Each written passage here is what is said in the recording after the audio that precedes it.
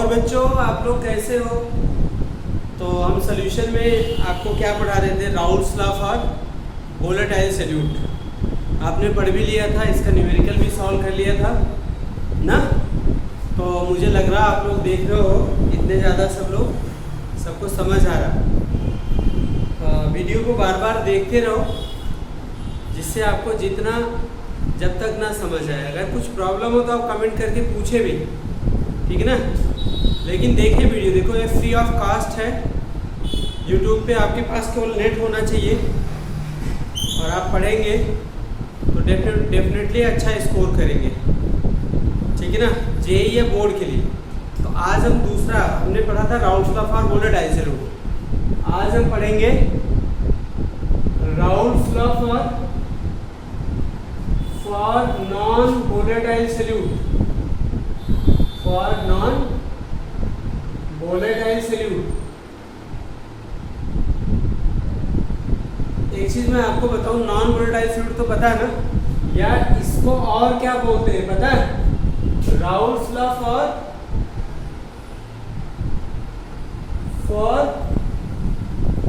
Solid liquid solution.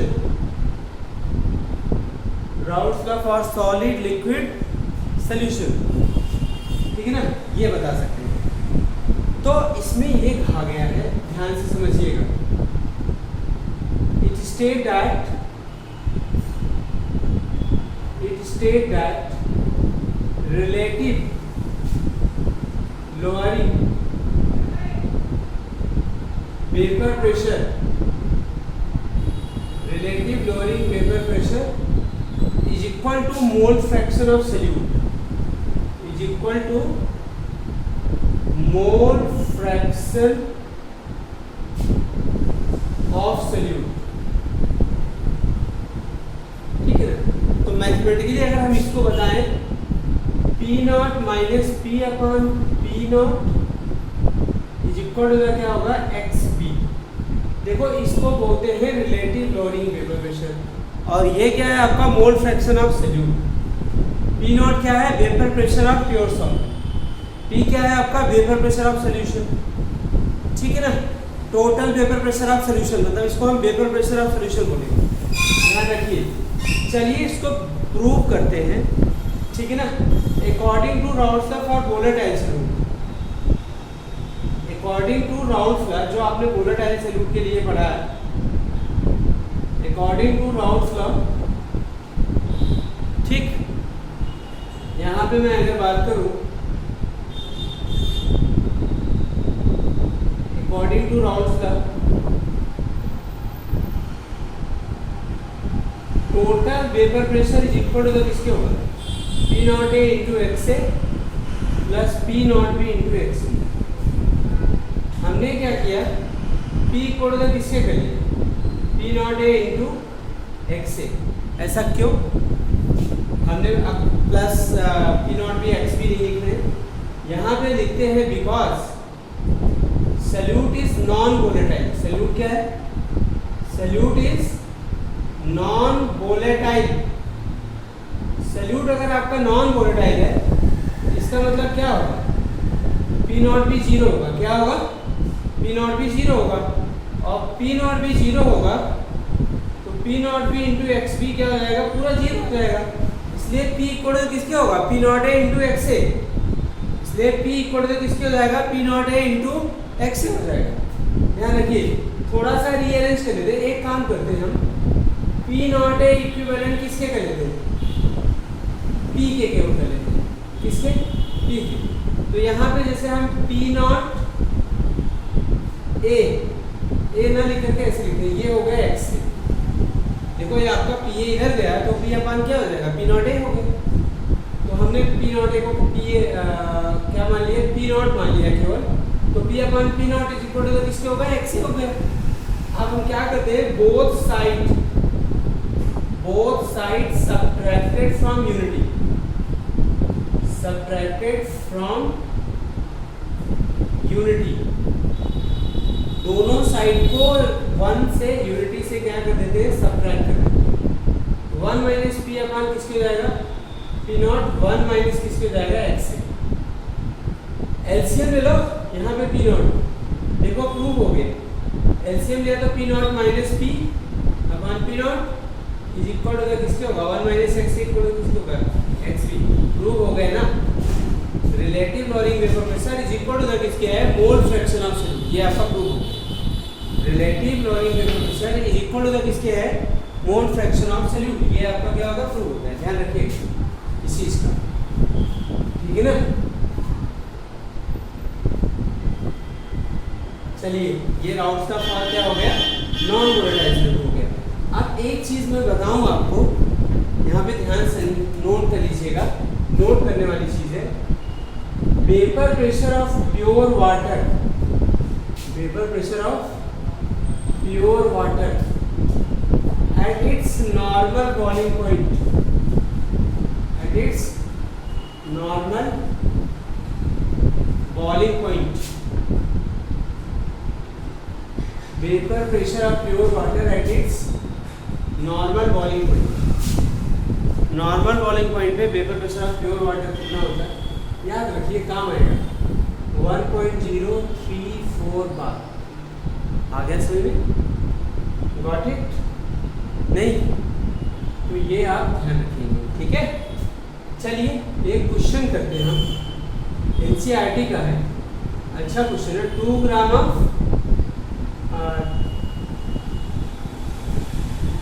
2% aqueous solution of non volatile solute, क्या है non volatile solute 2% aqueous solution, this is the solution, 2% aqueous solution of non-volatile solute, 2% aqueous solution of non-volatile solute by mass exert vapor pressure, exert vapor pressure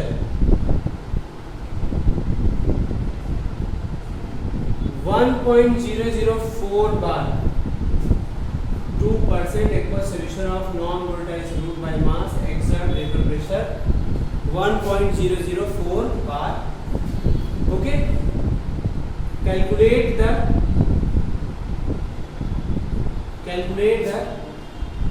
molar mass of solute, calculate the molar mass of solute, ठीक है ना। उस solute का आप क्या करिए, देखो यहाँ पे कह रहा है नॉन वोलेटाइल सॉल्यूट, इसका मतलब कौन सा लॉ लगेगा आपका Raoult's the for non volatile solute. तो Raoult's the for non volatile solute के लिए क्या है P not minus P is equal to क्या होगा x B.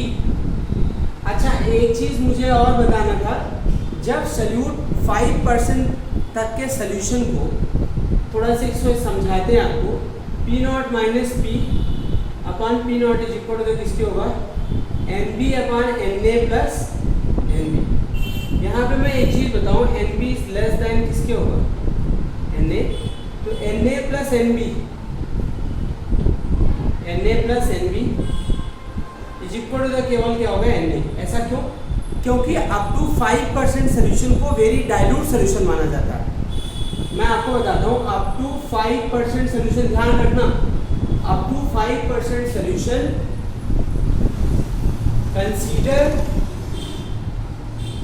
consider very dilute solution, very dilute solution। इसीलिए हमने number of moles of solute को जो प्लस कर रहे हैं उसको इग्नोर कर दिया। देखो Na plus N B equal to क्या है आपका Na के इक्वल क्यों? Because N B is very small as compare to the क्या होगा Na।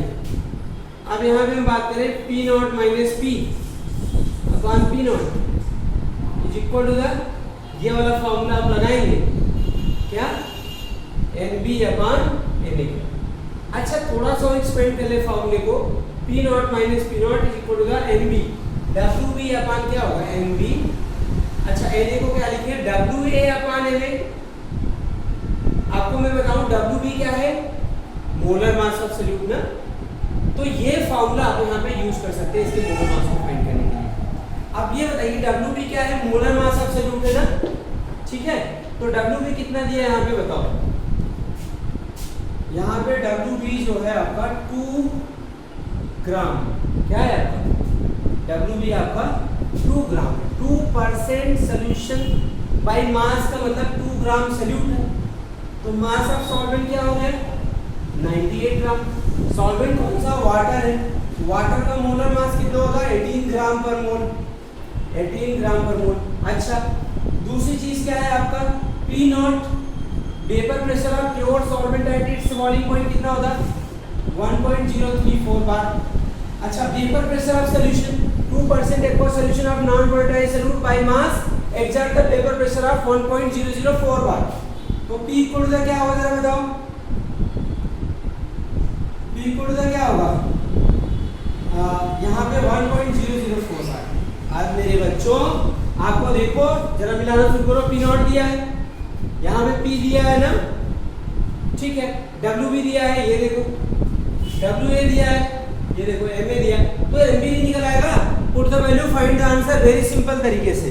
तो इस तरीके से आप क्या कर सकते हैं, नॉन वोलेटाइल सॉल्यूट के फॉर्मूले को अप्लाई कर सकते हैं। तो एक न्यूमेरिकल भी मैं लेकर आया आपको, काफी अच्छा न्यूमेरिकल है, इस तरीके से आप एप्लीकेबल करेंगे। अगर 5% से आता है ज्यादा तो क्या करेंगे आप, इग्नोर कर देंगे, तब नहीं इग्नोर कर पाएंगे number of moles of solute को, तब आपको क्या करना पड़ेगा, लेना पड़ेगा। क्या करना पड़ेगा, लेना पड़ेगा। अच्छा बच्चों आप सुनो, अब हम बात करते हैं, आपने सुना होगा सॉल्यूशन, सॉल्यूशन के टाइप, लेकिन अब यहाँ पे कौन सा टाइप की बात हो रही है, राउल्स लॉ के बेसिस पर। किसके बेसिस पर, राउल्स लॉ आपने पढ़ लिया, उसके बेसिस पर सॉल्यूशन कितने टाइप का होता है, आइडियल सॉल्यूशन होता है, क्या होता है आइडियल सॉल्यूशन, और दूसरा क्या होता है नॉन आइडियल सॉल्यूशन।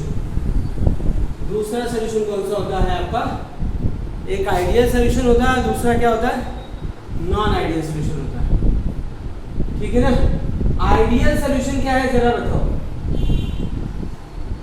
यहां पे लिखता हूं मैं ideal solution,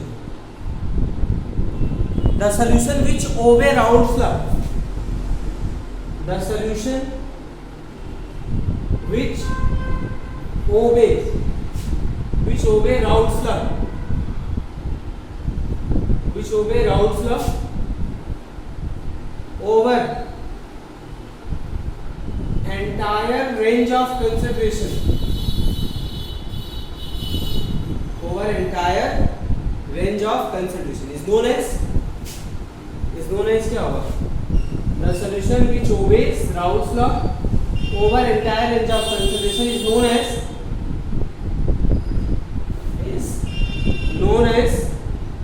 ideal solution.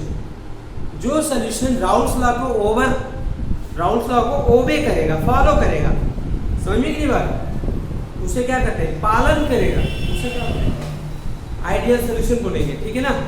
Ideal solution के एग्जांपल सबसे इंपॉर्टेंट चीज है solution of same kind of substance. ये माइंड में रखना, किस टाइप का, solution of same kind of substance, solution of same kind of substance called ideal solution, उसे क्या बोलेंगे, solution of same kind of substance called ideal solution, ठीक है। same kind के solution को क्या बोलते हैं, solution of same kind of substances called ideal solution। जैसे आप कुछ एग्जांपल दें, जैसे methanol plus ethanol,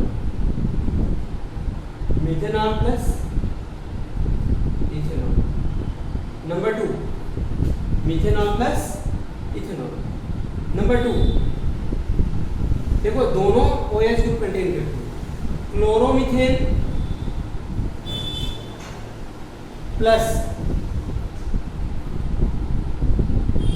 chloroethane, 3 chloromethane, फिर थर्ड बेटा benzene plus toluene, benzene plus toluene, fourth carbon tetrachloride chloroform.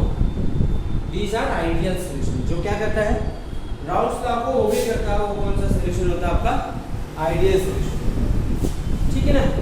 अच्छा, अब आइडियल सोल्यूशन की कैरेक्टरिस्टिक्स क्या है, क्योंकि राउल्स लॉ को ओबे करता है, इसको ओबे करता है, इसकी कैरेक्टरिस्टिक्स देख लेते हैं।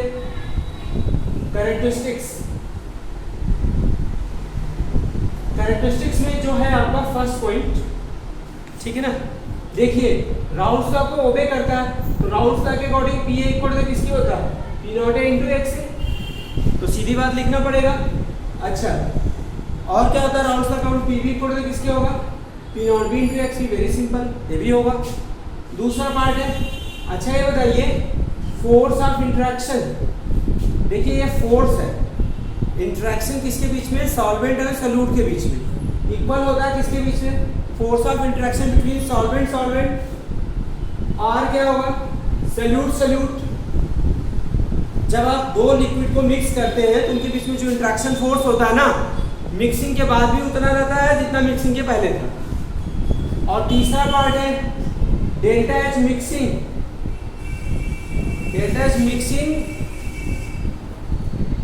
ना इक्वल टू का क्या होता है, जीरो। मतलब जब आप दो लिक्विड को मिलाते हैं तो उसमें क्या होता है, ना तो इसमें हीट निकलती ना हीट एब्जॉर्ब होती है। Fourth, delta B mixing equal to zero, मतलब उनके वॉल्यूम में भी चेंज नहीं होता है। मैं आपको बताऊं, जैसे आपसे एक क्वेश्चन पूछा जाए, दो लिक्विड है, बोथ ऑफ 20 ml, और उनको क्या कर दिया, मिक्स कर दिया, तो वॉल्यूम ऑफ रिजल्टिंग सोल्यूशन अगर 40 ml आया, तो इसका मतलब वो कौन सा सोल्यूशन है, आइडियल सोल्यूशन है।